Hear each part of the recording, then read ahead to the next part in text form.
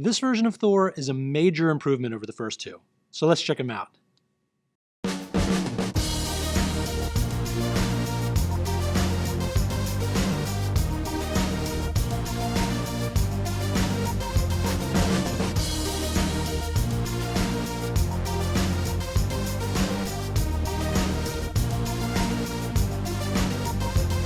Hey, welcome to the Waste-Time Continuum. I'm your host, Chris. Today we'll be taking a look at the Thor, The Dark World 1/6 scale figure from Hot Toys, so stick around.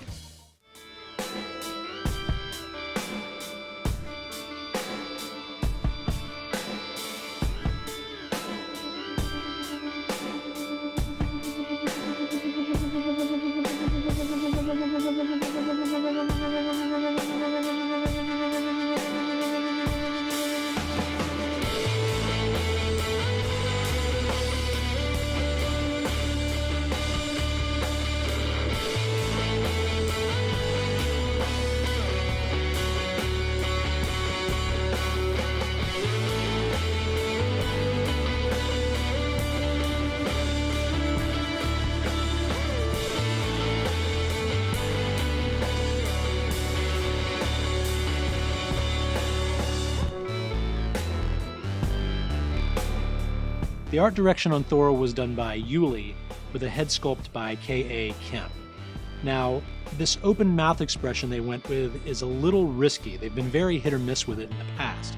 But on this particular figure, I think they really hit the sweet spot with his expression, having a perfect balance between a neutral speaking look and sort of an angry action expression, so I really dig it. Because of the excellent portrait, it can be easy to overlook the hair on Thor.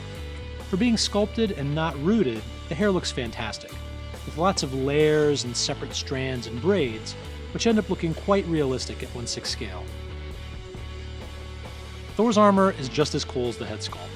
There's a really cool braided, almost Jack Kirby-esque quality to the body armor that has been perfectly rendered in this figure. And if you look closely, you can see blue fabric kind of interwoven into the armor as well. The arms are covered in a sculpted armor skin that's made of a rubber or vinyl-like material. Now it completely hides the elbow joint, which is pretty cool, but it also hinders the articulation by quite a bit. It's a compromise.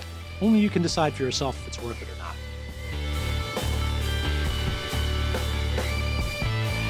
With paint apps by J.C. Hong, the paint job on Thor is excellent, with very natural and lifelike skin tone and blonde hair color on the head sculpt.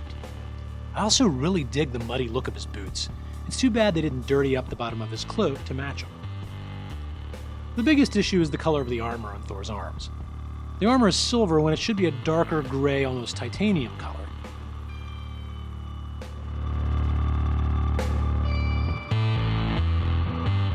The costume fabrication was done by costume designers Jan Wong and Hai Lim, and consists of a cloak, poncho, pants, and minor fabric armor details.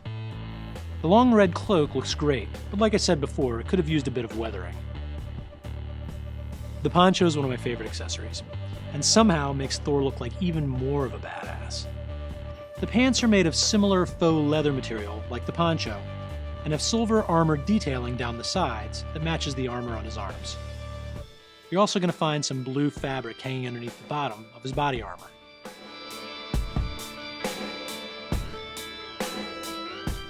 There's over 30 points of articulation in Thor, which are completely hidden, making this guy look very realistic. The head is articulated on a ball and socket joint. In addition to the standard shoulder articulation,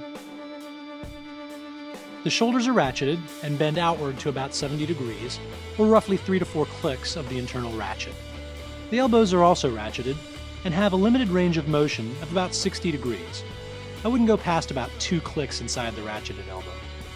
And the wrists are going to have the standard articulation points. He doesn't have any ab or waist articulation of any kind, unfortunately, due to the fact that he's wearing this thick body armor. He has standard hip articulation with a pivot point at the top of his thigh. He has 2 points of articulation in his knees. Thor's ankles are highly articulated with a wide range of motion.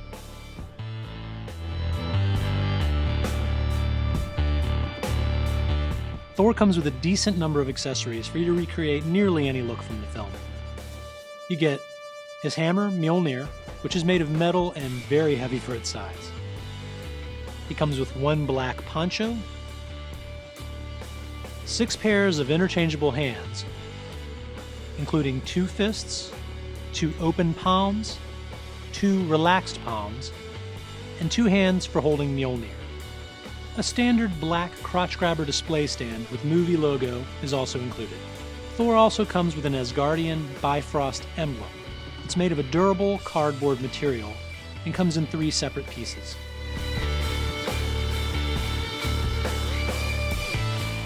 This is a beautifully crafted figure, and the best representation of Thor yet.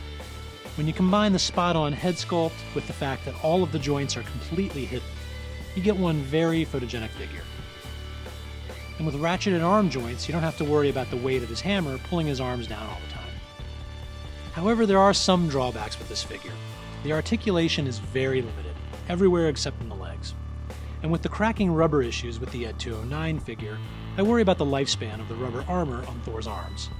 And the paper Bifrost emblem seems like kind of a cheap accessory to me. Either make it out of plastic or don't include it at all. All complaints aside, this really is one fantastic looking figure, and I think it's going to look great in anybody's display case.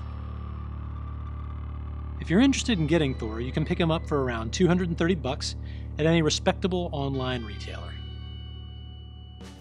Well, that's going to do it for this episode of the Waste-Time Continuum. If you enjoyed this episode, hit the like button, and feel free to check out my other videos while you wait for my next one. If you want to keep up on all I'm working on, you can find me on Facebook, Google+, and Twitter. Direct links to those pages and my email are in the description below. See you next time.